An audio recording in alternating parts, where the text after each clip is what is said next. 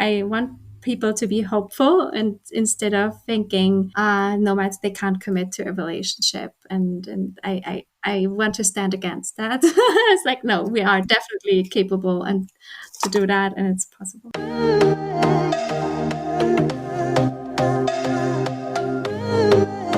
Welcome to the Travel Not to Escape podcast.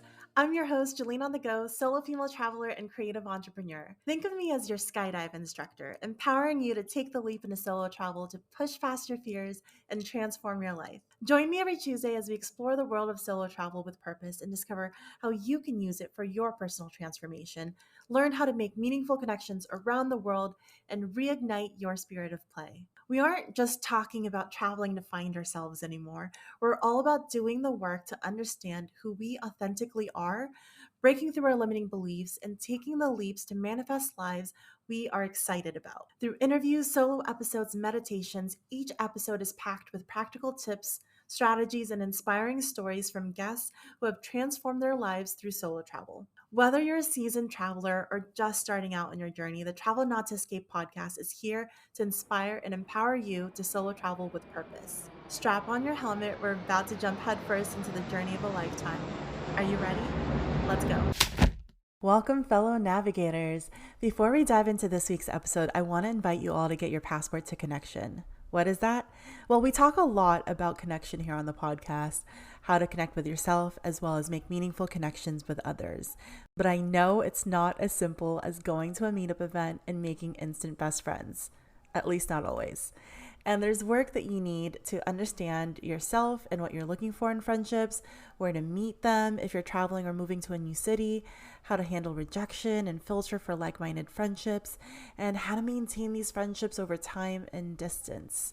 So if you've ever felt the pangs of loneliness, and well, who hasn't, and wish you could just figure out all these secrets to these questions, then Passport to Connection may just be for you. So this is a one-day live virtual workshop and monthly mastermind where I'm going to empower you with all of the knowledge and actionable steps and direction so you can make yourself more magnetic, reignite your spirit of play, and in turn, identify and attract all those beautiful soul-aligned friendships that you're looking for. And this isn't just a workshop. This is a community in itself. So head over to travelnottoscape.com/friends to get more information and sign up. And hurry, this is going to be an intimate workshop, so make sure to save your spot today. And with that, let's dive into today's episode. Welcome, navigators, to another episode of Travel Not to Escape. I'm so very excited to introduce you to our guest today, Aline Dahmen, who I actually connected with here in Bali, where she is currently living. She is the founder of Nomad Soulmates, which is a community that helps travelers find love. So I'm excited to have her on here today, and we're going to talk about her story of travel and all about dating, finding love, and making meaningful connections as a nomad. Welcome, Aline. Hi. Thank you so much for having me. Yay, so happy to excited. have you. Yes, I'm really excited about this topic. I talk about dating with friends all the time, and I honestly think it was such a serendipitous connection the way we met, even, which was to the listeners, I ended up having to go to Kuala Lumpur, where I connected with our mutual friend who then connected us later that same week in Bali. And so I think we were meant to have this conversation. So I'm very happy for this to align. Same. Yes, and before we dive into all the good stuff of our interview, I want to start off with a question I ask everyone, and that is, what was your favorite childhood activity? Oh, it was definitely hide and seek. So that is a game I would love to play with my sisters. But I also spend a lot of time in nature. So I feel like both. It's A little bit of both. Yeah. Okay, so as I'm thinking about that, so there's 8 different play personalities, and each one is different, right? So there's the people that are more into their bodies and they love running around, and when they're more of that kinesthetic play style, then they end up actually feeling fulfilled as an adult doing things that are also in their body. So in your case, I think it ties really well to the exploration play style, um, which again, it makes sense that you're also traveling and a nomad and finding Yeah. fulfillment in doing that. And I think it's important to get back in touch with that inner child version of you to assess, like, in what ways are you being fulfilled in your life now, and finding the parallels in that. So I see a direct correlation with where you're at. Meant to be. Exactly, exactly. So diving in, let's start from the very beginning. Can you tell me a little bit about your background, where you from, and how you started solo traveling? Okay, so I'm from originally Germany in the south, a small village kind of close to Switzerland. And I grew up in a big family. So I have another five siblings. And so together we would just, yeah, live in that village. I would normally go to school and be kind of a normal girl in a normal surroundings, I guess. And then I graduated from high school and have, well, most people, they then take a gap year or continue studying in university. And for me, after school, I was pretty, not lost, but I just had no direction. I didn't know what I'm passionate about. And so Mhm. I decided to do a gap year. And yeah, so I worked for half a year to be able to afford that travel for like living in New Zealand and having an experience away from home. And this has really opened up my eyes because the entire time at home, I didn't even know that I was trapped. But when I was in New Zealand, and experienced, a completely different Aline and what else is there out in the world, I fell in love with that life. And I still didn't really know coming back home again what I wanted to do. I was playing with the idea of marketing. But essentially, I knew that I'm gonna travel and that this is what I want to do. And funny enough, well, that was around now almost a decade ago. Oh And wow. so around that time, I just had a friend. No, sorry, that was not a friend. I stumbled on a blog post about a German girl traveling and working remotely. And I thought that was so cool. An entire world opened up for me, possibilities. I knew this is what I wanted to do. And she used as her vehicle to, her business. So she would make money with her online business and from her blog. And I wanted to do that. I wanted to do the same thing. And so I searched and I researched a lot about digital nomads. Then these terms were popping up and everything pretty new still. But there was a conference in Berlin that I went to, and that conference was specifically for remote workers, for nomads, super small and tiny. But I went and I met all the people that I read their blogs about and who already lived that lifestyle I badly wanted to live. And so I was just brainwashed from that day on. Oh wow. What was And the timeline between your first trip to New Zealand to when you went to this conference?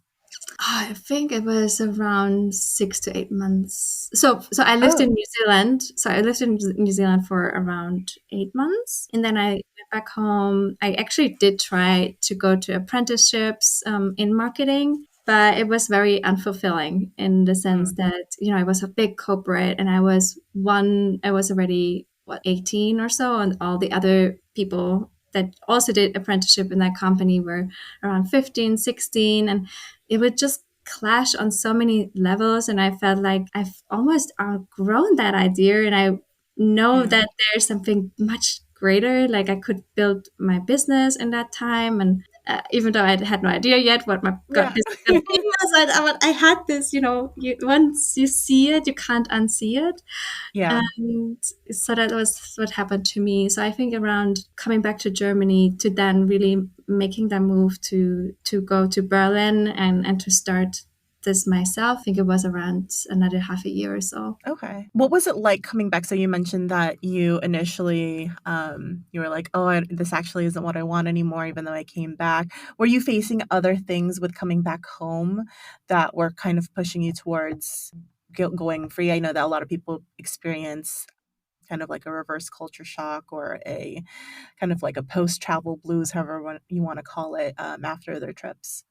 100%. Oh my gosh, a lot of things happened. So I would come back home, and similar to friends of mine who also went on a gap year, went back home, and they were like, yeah, this is just a phase. Of course, you miss that life, and it's just a phase, and you will get over it. But I just could not get over the feeling of me being free and now me being stuck again. And Mhm. I just couldn't, it just clashed. And the more feedback I received from family and friends that this is a crazy idea to go traveling, the more I wanted it, the more I wanted it. Isn't that how it works? It's so, yeah, yeah, yeah, absolutely. I mean, of course it was difficult because we had arguments and fights, and I felt super misunderstood. And to be fair, they wanted to protect me, and I see that and I understand that. But and back then nobody really did ever do that. It's just, I feel like ever since that trend has grown, but 10 years ago that was just not the case. So everyone Yeah. thought I was absolutely nuts. But yeah, so I feel, what do you have? It was more a personal thing, not so much culture shock wise. And although I have to say, like in Germany, I would see people just being unhappy with their jobs, and I just didn't want to be that. I wanted to be happy, and I wanted to do something that fulfills me. And therefore, I had almost no other choice but to leave the village and leave these negative surroundings in order to, do a bit of soul searching in what I wanted to do. Yeah, and that's super brave to go against, what everyone else in your life is doing, and they're already calling you crazy, and Yeah. you had to be courageous to take that step on your own. So you found the conference, and what happened after that? Like, did you go back to the village? Did you just keep traveling? How did it unravel? So after that conference, I went back home, but with the decision to, well, actually, I went back to the apprentice. I was still in that apprenticeship, and that ended though because I quit that, and then I decided, all my friends from that conference, they went to Bangkok to for another conference, the same organization basically. And then Nomad Cruise happened. So that was the very first Nomad Cruise. And Oh, I didn't realize. yeah, Okay. yeah, yeah. So I was stuck in my apprenticeship where everybody that I made friends with on that conference went to the Nomad Cruise. I was super jealous of everyone having the time to it, like fear of missing out like crazy. Yeah. Yeah, so I feel because of that, I just like it was the trigger for me to quit. I did not go to Nomad Cruise, but it was a trigger for me to, what, everybody's doing it, you can do it too. Yeah. So yeah, I missed it, but I did make the step to go to Bangkok to that other conference again, and from there I sorry, from the German conference, actually, even I made a connection with someone who wanted to help me out and said, why don't you become a virtual assistant? I need some help with some easy tasks. You can do a couple of hours per week for me. And that was not enough to pay my Yeah. expenses, but I was living still at my parents' house then at that time, and so I was okay. But I had the first couple of hours being paid working remotely, and I was already, That's a little exciting. dream coming true, a little bit of an, yeah, yeah, yeah. That was absolutely exciting. Yeah, that's, And yes. from your very first virtual assistant role to being in Bangkok, how long did you stay in Bangkok for? Or like when did you officially take that leap to be a full nomad? I was, I think, with the decision already with going to Bangkok. So I started researching other jobs, other things, other virtual assistant things I could do. And I bumped into several more people on the Bangkok conference that I started working with. And then it somehow started to people referring me. So it was my own networking actually. So I've never really, and it never really had to put some sort of CV or anything like this out there. I was just really good at networking, I guess, and making Oh, I love that. connections. And I made that a priority. Yeah. to just generally make connections and then see what happens. Maybe there's opportunities to work together, and that worked out in my favor back then. And so I just kept going. I mean, I could see how you're good at connections. I mean, that's how we got connected, right? So I could see how this works out. Yeah, it's definitely Uh, and so kind of going back into so you were solo traveling at this time. Were you facing some challenges as you were doing solo travel on your own? You're still so young at this point. Yeah, I didn't see it as big challenges. Actually, I was much more enthusiastic. I was very optimistic. I was excited and I had no fear actually. I really can't remember that I had fear of solo traveling. In fact, it was very empowering for me as a person because I felt very dependent back home. So this was me, becoming independent. And however, yeah, sure, as a solo traveler, I mean, there are things that are coming up. Like you have to make your own decisions you all the time. Where you're gonna go, what you're gonna do, what you're gonna eat, with whom you spend your time with. Like it's not, I mean, I used to go with the flow and that all works out really well for me. But at the same time, yeah, you are becoming very independent, and at some point it could also feel lonely, right? So there's definitely moments where I'm not happy and I'm not that enthusiastic person. Not every day is of course positive, but I would say for the most time I just really got to know myself, and that was exciting, and I that was really my focus then. Yeah, and how did you handle those moments where you felt lonelier? Yeah. So, well, I made it often a priority to just meet people and see, for example, I would consciously go to what they back then already called nomad hubs. Back then, Chiang Mai was really big. So I went from Bangkok to Chiang Mai, for example, It's and still pretty big it's as a still hub. pretty big. Big, yes, absolutely a hub. And it's interesting what people it attracts there. And so I did Nomad Soulmates events there. And oh yeah, so this is the other thing. So because I felt lonely at times, and I could see even so that has started already in Berlin. I could see all these people having amazing lifestyles and making their dreams come true, really stepping into their own powers and starting their own businesses. And I thought it was so inspiring because everybody has an interesting story to tell. But then on the flip side, a bit sad that everybody was alone. And, after that conference, everyone is separating again and they do their own thing again. So I could only imagine how lonely this must be, and that I don't I saw back then this is going to be the future. This is going to be a trend. Interesting enough, it is. But Yeah, no, it's amazing. Your foresight is awesome. yay. But how are we going to do, how are we going to form families? How are we going to have relationships? And that's what I was interested in the most. So first it started out, maybe I want to be a dating coach. And then I realized very quickly, nah, it's not, I'm not a dating coach. No, no, no.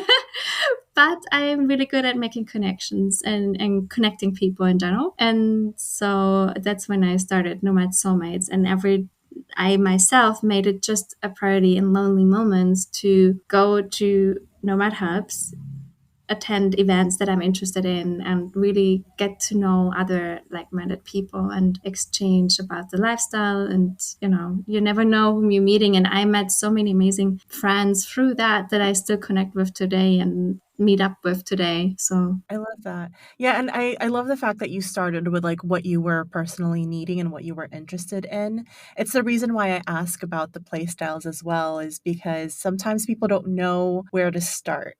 And it gets really intimidating, and when you're coming from a place of loneliness, you're like, "I don't know what to do," and it's just yeah. easier to just be by yourself sometimes, but then it compounds. So I love that, you wanted to put yourself out there, and you already knew what lit you up was being around other inspiring people that were doing the same thing, and that's Mm. awesome that you were able to see that. Yeah. And so that was the birth of Nomad Soulmates. That's exciting. So that was around 8 years ago now? Yes, about 8 years now. Wow, How did burst of it start first? Like, what was the initial offering, or how did it launch? So it was, I think, in phases. So this was a thought process. And in the beginning, it was in Berlin where I had this first aha moment of how inspiring this life is, and how amazing these people are, completely different than what I'm used to. And back home, very positive, very supportive in all of your ideas, going against the norm. Everybody supported that. I was like, okay, you guys, Yeah. cool. And yeah, then I realized the flip side of the coin. And I just did a little bit of, I just had conversations, not a conscious conversation in the sense I'm going to start this now. It's more like I was curious how people do that. And then after the conference, I had a couple of months where I thought I'm going to become a dating coach. Then I quit that idea again.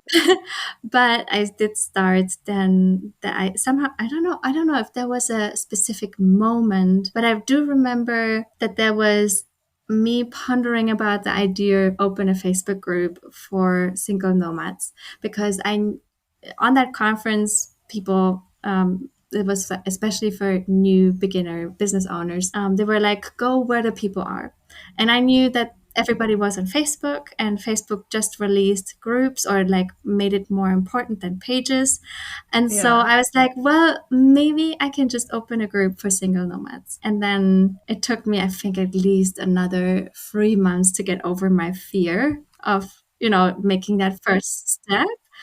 But I did it. And I did it. And then in the first couple of days or first week, we had 500 people coming in without me promoting anything. So it was just me Wow. sharing in maybe 2, 3 groups, that other groups that I'm opening this single nomads group now. And if anyone wants to join, come. And it's from there, it got a lot of momentum. Yeah. Yeah, you're up to almost 20,000 now in the Facebook group. That's Yes. absolutely wild. Congratulations. So yeah, you hit on a nerve there where you found that, yeah, like nomads are exploring the world, seeking out lifestyles that are unique to them. But the flip side of that is, as you are creating a lifestyle that is unique to you, it's hard to find someone else that is on that same path that Yeah. is able to do that with you. And so that's, definitely a challenge. So Yeah. since you founded Nomad Soulmates, can you give me a little bit of a background on like who's been joining and like what kind of chatter is going on in that group? So yeah, I mean, in the Nomad Soulmates group, there are mostly single remote workers, digital nomads. We have van lifers From all over the world? all over the world. Yeah, it's super hard to tell because obviously everyone is traveling. So people ask me Yeah. always like, where are most people from? But it's because everyone is traveling. It's a bit hard to say. But yeah, no, there's a lot of people, I would say, from Europe and America. Definitely. So yeah, but it's again, there's mostly nomads, remote workers, van lifers. We have some expats as well. I mean, I would now consider myself also much more an, I guess, expat or a nomad on pause. Yeah. Let's say, A very than slow mad. Yeah. there's nomad. Yeah. So we have a bit of everything, but we don't have backpackers, for example, or we don't have 9 to 5 people who, continue doing their normal jobs and what we consider normal. That is not who we would invite into the group because it's very specific. I would like to keep it specific, that people like get their needs met in what they're looking for, as well as keeping the idea alive. And have many people also asking me. They love traveling, but they have a job and they can't do this lifestyle. But if they can join, and unfortunately, I always have to say, but that's not the purpose of the group, And Yeah. yeah, so you learn. I had to really learn through that process to like what are my values, what I'm gonna trying to build. It's not for everyone, and Yeah. that's okay. And you have to learn this as a business owner at some point, and Yeah. especially with a Facebook. group. Yeah. Yeah, that you're saying a lot of things that ring true to me right now as I'm building up the brand and everything, Yeah. and it's like the courage to start it, and then also defining who it is that you're actually creating this for.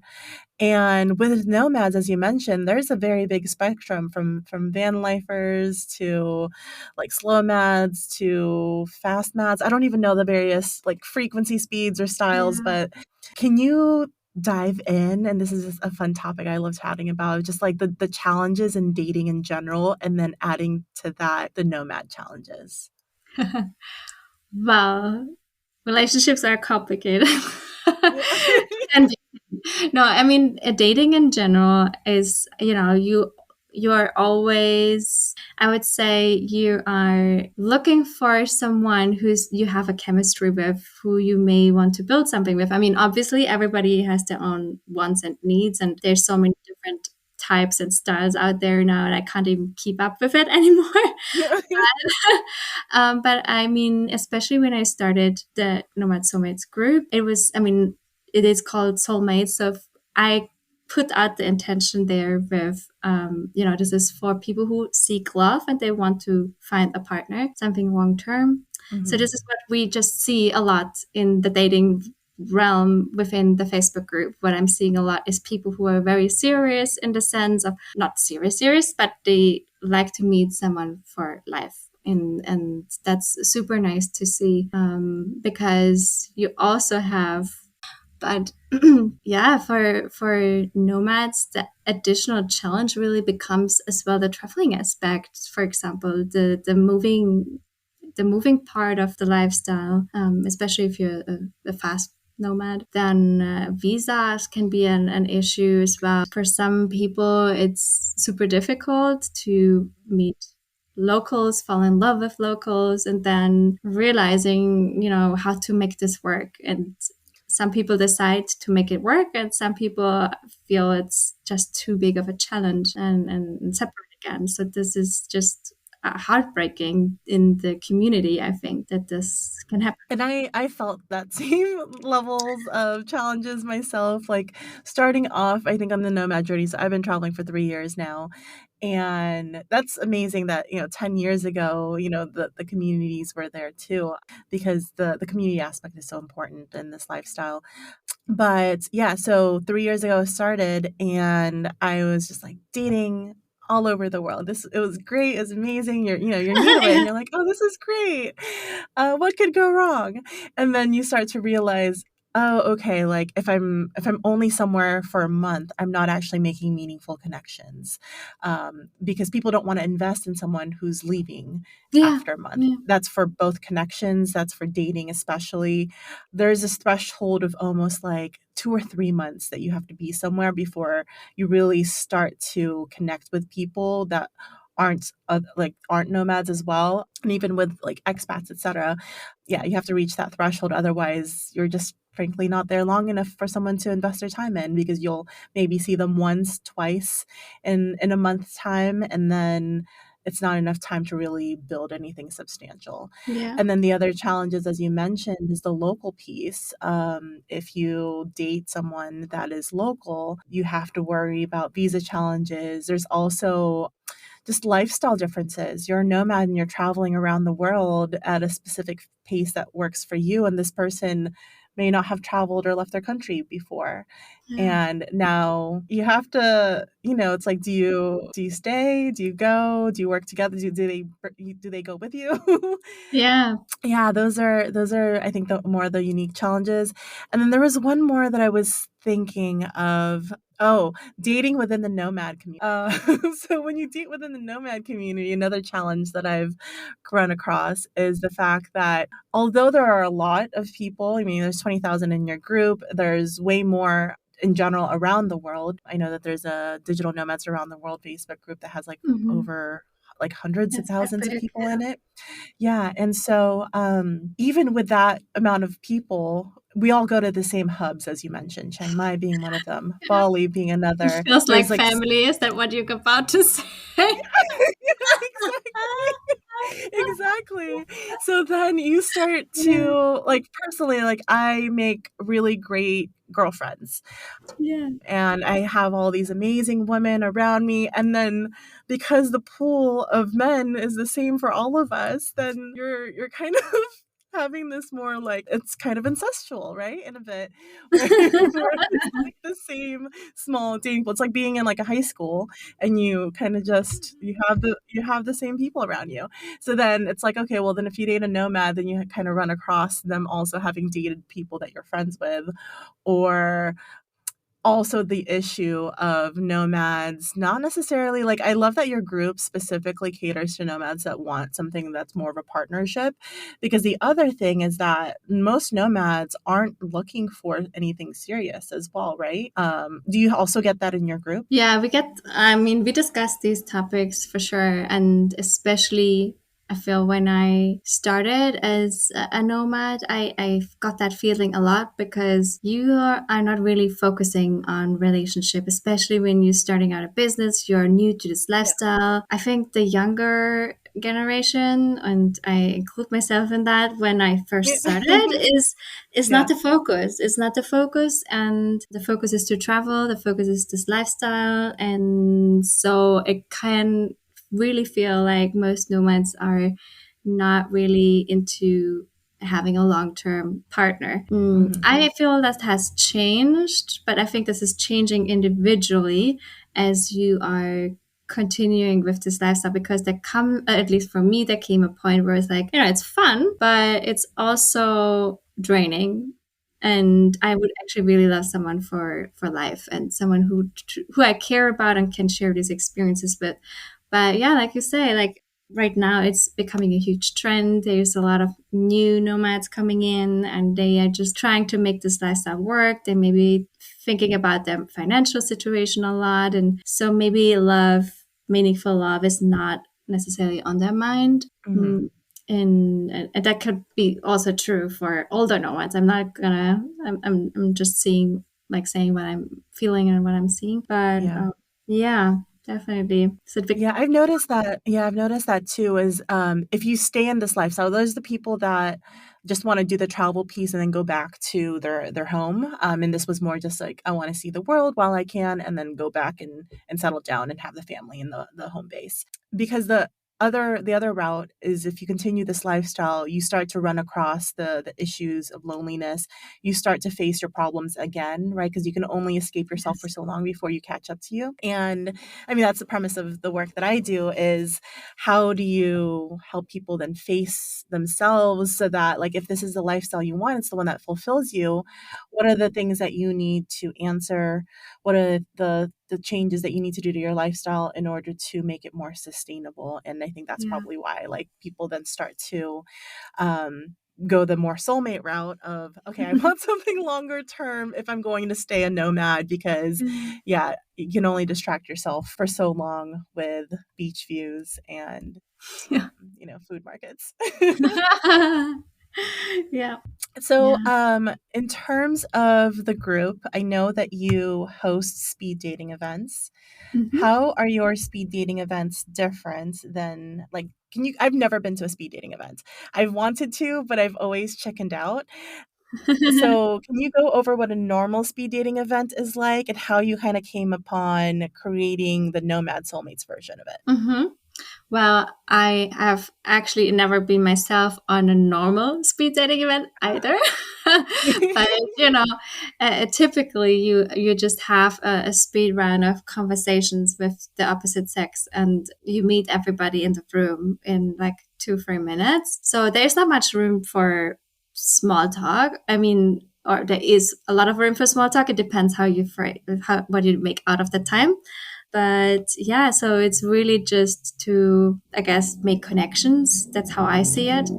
And now our twist is that I want to always, whatever we do with the app, with the Facebook group, with the speed dating, I want people to meet as many people as possible so that they can foster these connections. And I believe speed datings, and we call them mix and mingle because it's kind of both, it's a great way to really fast get someone's vibe. So you understand, like how the person moves, how they articulate themselves. I think that's a really great way to just network. And yeah, so I love to host them a lot because of that aspect, that it's, many people can just get to know each other. And especially so the twist with Nomad Soulmates is that it's everybody is remote workers, so we have this opportunity that, we can present them with people who already live this lifestyle that they live. And so therefore it's much easier to relate to each other. They can talk about the same things and inspire each other with their businesses or whatever they choose to talk about. But oftentimes I find when we have the speed dating events, it's so easy for breaking the ice, since everyone is getting each other in that Yeah. sense. Yeah. Can you walk? Because I'm still a little intimidated by them, and Uh-huh. I will likely sign up for one of yours in the future. But what? Okay, so I signed up for a speed dating event, Hmm. and now what? Like, what's the process? What am I going into? Like, how do I? What are the topics of conversation that you have, or how fast is it? Like, I just want to be mentally prepared. Yeah, and that's also what I do. So, really, what it all comes down to is setting expectations. So, it is really not about meeting the one. It is not about you having to, I know with speed dating, there might be pressure coming up, like, oh, I'm being presented with 10 other guys, and now I have to make a Yeah. choice. No, or is it going to be awkward, or there's fears coming Yeah. up, and that's completely normal. But the way we like to say is that it's really to make friends, that you come here to, foster some meaningful connections. You can have an hour or 2 hours of fun, make new friends, and see what happens, so this is just an introduction. This is in 2 minutes you can simply have interesting conversations with interesting people. That's how I like to phrase it. And if anything happens out of that, amazing. And usually, like, what you always walk away with is new friends, that's for sure. And that's the promise. So the promise is not necessarily finding your soulmate there, although this has happened. That's absolutely a possibility. It happened multiple times now, but it's just, it's not that.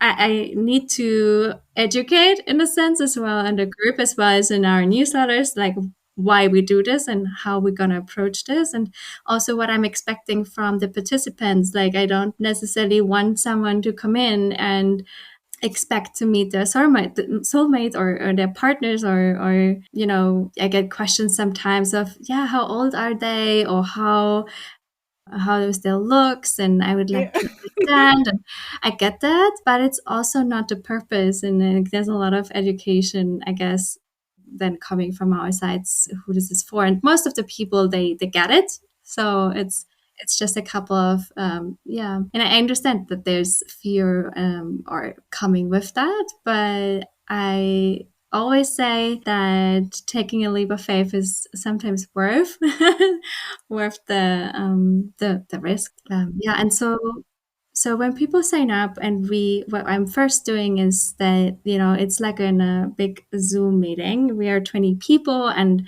really it's just a round of introductions. So everyone is introducing themselves real quick with one word of how they're doing, where they're from. And then with that already, you can already tell what interesting people are in the room, and they already start asking each other questions with us not even having started the speed dating yet.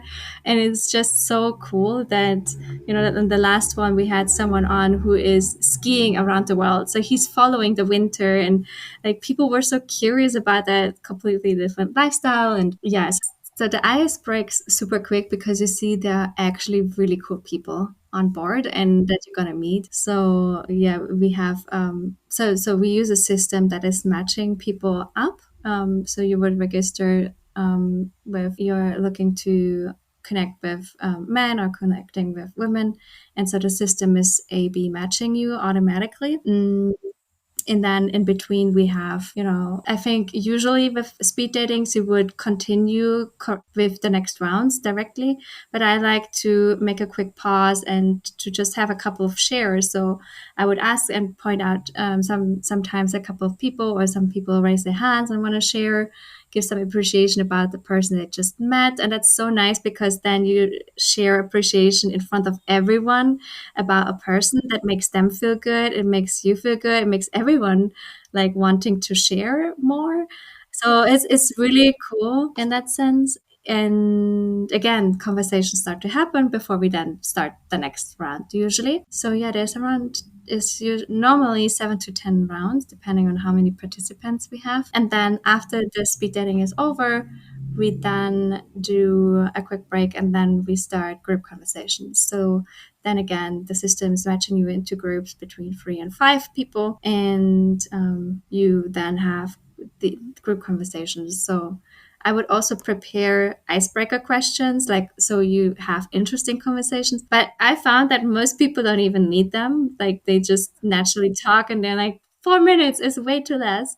I have so much to say, and so that's a good thing because once the 4 minutes are up, there's so much more to talk about. So that makes people connect after the event, and that's exactly why I love the speed dating events because it's quick, it's giving the first spark, and it's an invitation to connect further, which it all which is my personal goal, that people actually connect. Yeah, and that's amazing that you're able to do that in, you said an hour is the whole event? It depends on the participants, how many we have. I would say it's actually a 2 hour event. Yeah, in Oh, okay. total, 1.5, 2 hours. That's still a really good amount of time to be able to connect with 20 people.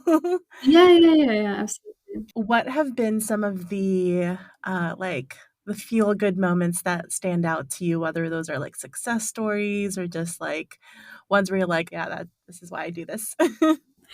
Yeah, it is. Yeah, it's definitely, of course, the success stories. Like when I first started Nomad Soulmates, it was always a dream. But then when we had the first success stories, it became a reality in the sense of this is something I really want to continue doing because this was a vision and now it's becoming real. People actually meet, they actually date, and they even have families. It's crazy. And of course, this makes me feel good because I feel really fulfilled in what I do, bringing people together. Yeah, it's amazing. So, yeah, absolutely. Big. And were they success stories that stemmed from the speed dating events or the community in general, or you just launched an app too, right? Yeah, all over actually. So we have That's great. my co-founder. Yeah, it's awesome. My co-founder, he met his wife through a speed dating event of ours, and so they definitely connected. And then from the app, I think you were actually there. No, I think when we connected in Sanur in Bali, didn't I show? Was it you? Oh, yeah, Did I you show did. You you mentioned guys that there was like, a success yeah, story. that there was just a success story coming in from the app, which is amazing. And yeah, and then I always love to feature also Sarah and Matthew. So both of them are heavy travelers.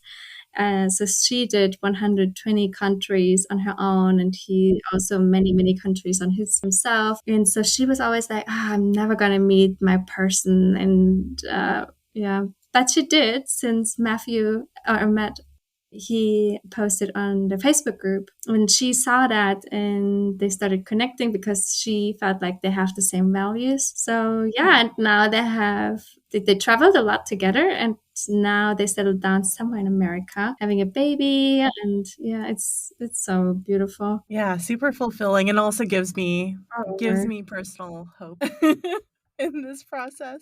glad. I hope so. Yeah, that's exactly why, like I want people to be hopeful and instead of thinking nomads they can't commit to a relationship, and Yeah. I want to stand against that. It's like, no, we are Mhm. definitely capable and to do that, and it's possible. Yeah, we're all not just running away. Although we do start off doing that in the We beginning. start off that now. Yes. So in terms of, okay, so putting yourself out there, dating, putting yourself out there connection wise, and making all these like decisions. It's a lot, right? What are your top tips to be able to ground yourself, kind of get back into you? Do you have a specific routine while you're traveling, while you're going through all of these, building a business as well? Yeah, this is several things I do. I do have a morning routine, for example, which is very important to me. But over the time, especially with traveling, with, and life in general, just being an entrepreneur, having to make my own decisions. It sounds so like burden, but it really isn't. But yeah, but We get to do these things, we yes. get to do this. But it's just, yeah, like you say, it can be a lot. And so the way I like to get grounded, and what I found helping me a lot was doing self retreats. And this is something I started with Nomad Soulmates, actually, because I needed to get clear on that one vision. And then I realized, actually, I need to get clear on what I want out of life. I'm starting something completely new. What are my goals? How can I get grounded? Yeah. And so I realized, so that I did a whole week of basically locking myself in a room and, and getting clear on these things. And over time, so I do this now it became a habit in the sense that I do this every quarter, because I felt around 3 months life can look different again, and I want to ground myself again. So I'm doing a similar thing every 3 months now, where I take a step back, I reflect a lot on what has worked and what do I want to change in all life areas, not just business or connection wise or relationship wise, in all aspects. And that was really helpful, because now I always have this checking point with myself where I can steer the wheel in a different direction if I wanted to, instead of doing it once a year, for example, on New Year's, how many Yeah, people do it. yeah, so important to not be on autopilot too. Yeah. So it's good that you're like, okay, let me get off autopilot right now and see if I want to stay in Yeah. that same course. It's a little bit like meditation. I think the similar effect, where you're just trying to reconnect to your core again. Take a step back from all the noise, and then you're able to get back much stronger and with a much clearer vision. And so, yeah, that's what I've been doing now for almost a decade now, and for myself. And yeah, I started helping others with this as well. First, my sisters, and then Adriana, our mutual friend, she joined a self retreat. So I'm starting now to also help and coach others, how they can do the same thing with the questions I usually always ask myself, etc. So, and that's been really fulfilling too. Yeah, so is that also online? What does that look like? How long is it? It's 7 days. So it's like a retreat for your own self, and you can do it from anywhere. So you can do it online and at any time, really. However, I do give for every quarter a live retreat. So that's a time where I will be live checking in with you. Yes, to see how it's going. And some people, because of due to work, oftentimes they can't take just 7 days out of their schedule. So sometimes we break it up, or you can break it up into weekends, for example, if it's not, it's up to you. It's an online program. It's self-paced if you wanted to. And the schedules that I offer, they're just a bonus. If you like to join, you can join. And if not, then you can completely do it on your own, because it's intended to be done by your own, right? There's everything there that you need. My guidance is I give the online recordings and video recording, but essentially it is really for you to have no outside noise coming in necessarily. So with the live ones, we have a group of people coming together, and that's nice as well, because then you have that additional support if you want to. We come together in a group. It's all people who also have ambitious goals, and who kind of go in the same, who just want to change their lives as well. So that's nice and super inspiring. I know this has helped many of my participants so far, that we have these group sessions. But yeah, it's not needed if you wanted to do it on your own. I love that you are offering the self retreats as well as the community for people to connect with each other. I think that's so valuable in life in general, but specifically to this community, because yeah, there's a lot of things that you have to, as you said, it'll burn you out if you don't make the decisions and you take the step back to analyze what it is that you actually want. Yep. And so there are thank you so much for everything. I've loved learning more about Nomad Soulmates. It's so interesting because I really feel like this was so like kismet and just like meeting you and asking you these questions too because when we had met, I was on your page and I didn't know that we were going to meet. Adriana just said, "Hey, come to Sonor." And on my way there, on the grab there, I was like, "Oh, hey, like this group that I've been a part of literally for I think like months, if not a year now Mhm. or longer." You had posted something about a speed dating event, and I was looking. I was like, "Oh, there's no slots there, but like maybe I can like look That's into true. it and see." And then I like turned my phone off, or like just clicked it off the page, and then immediately met you, and was like, "Oh, okay." Maybe that's a sign. I I think it's a That's sign so that I have funny. to go to one of your events for sure. I think so. Or maybe even our co-hosted events as well, where Yes, we yeah. incorporate play with the connection piece. So more Oh, to I come would on just that. say that. So in terms of connections, we talked a lot about that and the events that you've hosted.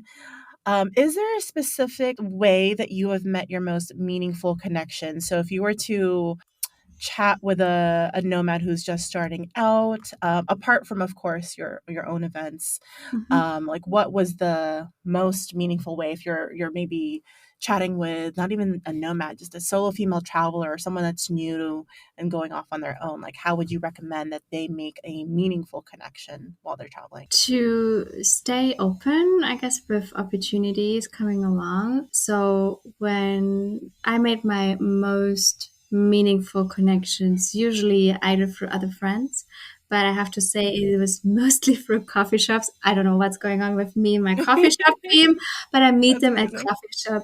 Yeah, yeah, yeah. So in Bali especially, you have a lot of these cafes that have round tables or bigger tables where multiple people can sit. And I usually work from cafes and I enjoy making connections on these bigger tables. Like if I, especially if I feel social, then yeah, I would just, say hi to my neighbors and we have a conversation and somehow often it leads to a bigger friendship. This has happened multiple times.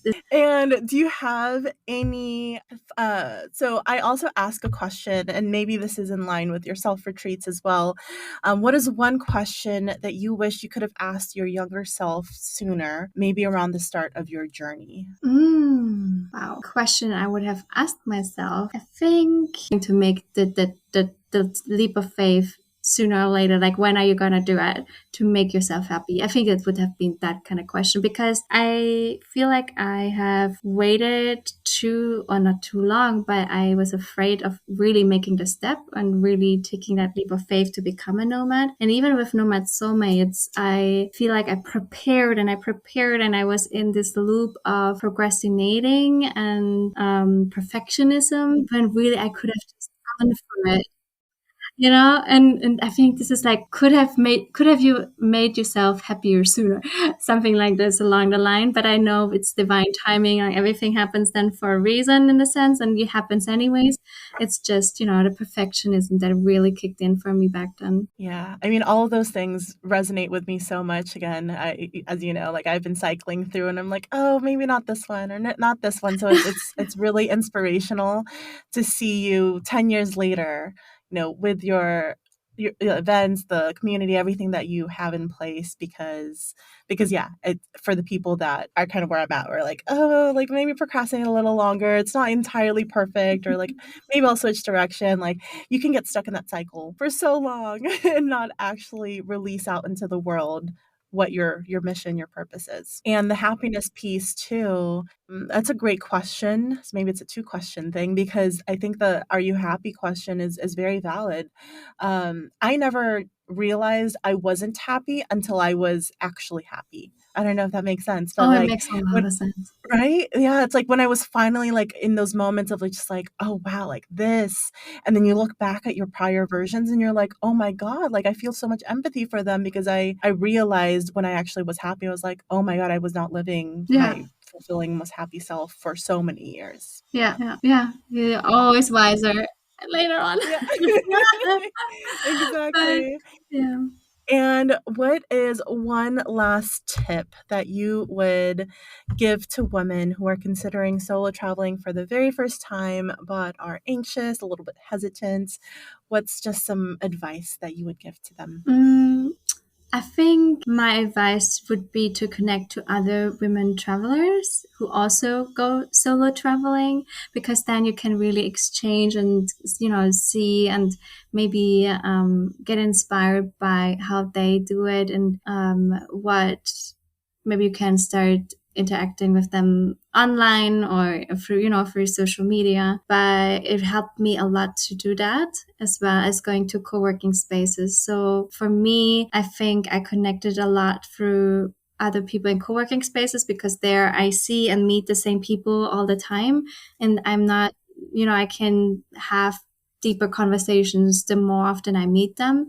So that would give me the safety to take a leap of faith. And, maybe there's a co-working place in your city that you can go to, not necessarily having to travel far away or something like this. But, or yeah, using the tools available online to get connected to other women, I think is what I would do. That's 100%. I love that tip. That's when you see what's possible around you and you surround yourself with people that have the same values, that want the same things, it just becomes like a given that you're going to go that same direction. Yeah, And yeah, there's so many we're lucky now that there's so many resources on Facebook that totally. any niche thing that you're trying to look for in terms of a community, you will find it. You just have to Yeah, do it through a search term. So I love that advice, and I'm myself am in hundreds of Facebook groups and WhatsApp groups, and I have met the most amazing people from them. So yeah, yeah, same. It's so easy to just catch up for a coffee, have a chat, and yeah. people are so open. They love to do that. Yeah. Yeah, especially before you even go to a trip. If you Yeah. throw it out there and people are so welcoming, they want to meet you, they want to show you around. And that's been Yeah. just like a nice thing to find in the world. Yeah. So thank you. Thank you so much. This is such a beautiful conversation. I loved learning more about Nomad Same. Soulmates, and you've eased my personal anxiety around some speed dating events. So I'm definitely going to be signing up for your next one.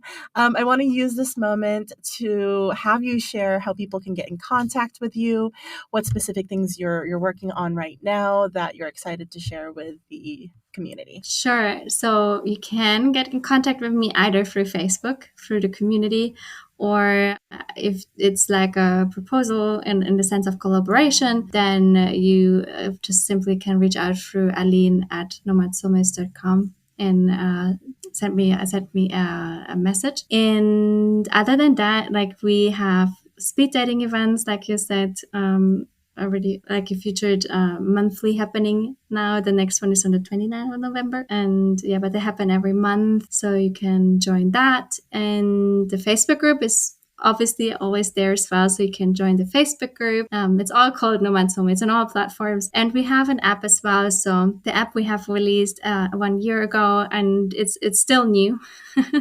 But we're growing it now, and we're welcoming our first users, and it's pretty exciting. So this is something I'm now currently working on a lot. Same with the speed dating events, and next year we'll also have a retreat happening. So yeah, there's a lot going on. But yeah, if you like to download the app, it's also called Nomad Soulmates. And is there anything else? I think that's it. That's it. I will link all of those things in the show notes, as well as, where the website, so that people can find you, sign up for the events, join the community. Yeah. And yeah, I thank you so much. Any last words? Thank you so much for having me. Really, it's been a pleasure. It's so good to get to know you and to meet you as well in Bali. That's been so cool. And to have me on your podcast. Thanks so much for having me. Thank you so much. This was amazing, and thank you all listeners for joining in on our conversation today. I hope her story resonated with you and has encouraged you to travel, make more meaningful connections, and reignite your spirit of play. I will see you all in the next adventure. As we wrap up another beautiful and insightful episode, I want to leave you with an opportunity to deepen your journey of connection. So head over to travelnotsescape.com/friends to explore the Passport to Connection program.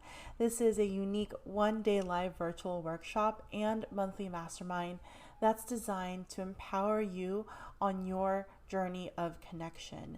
And this goes from connecting back into yourself, reigniting your spirit of play, understanding what you value for yourself and in friendships, where to find these people, especially while you're traveling.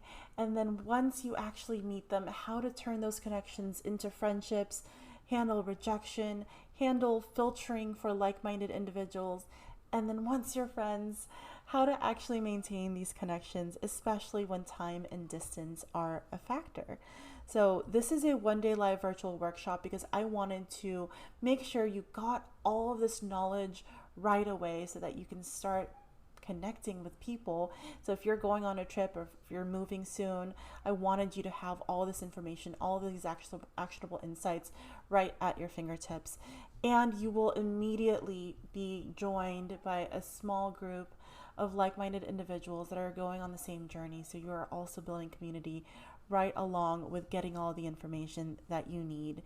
So go ahead and head to travelnotsescape.com/friends. I have more information on there. I am creating a very intimate group for this workshop, so make sure to sign up soon so you can secure your spots. And I am so excited to welcome you all into the program. So until next time, happy exploring, and I will see you all on the next adventure. Until next time, keep exploring, connecting, and playing, and safe travels, navigators.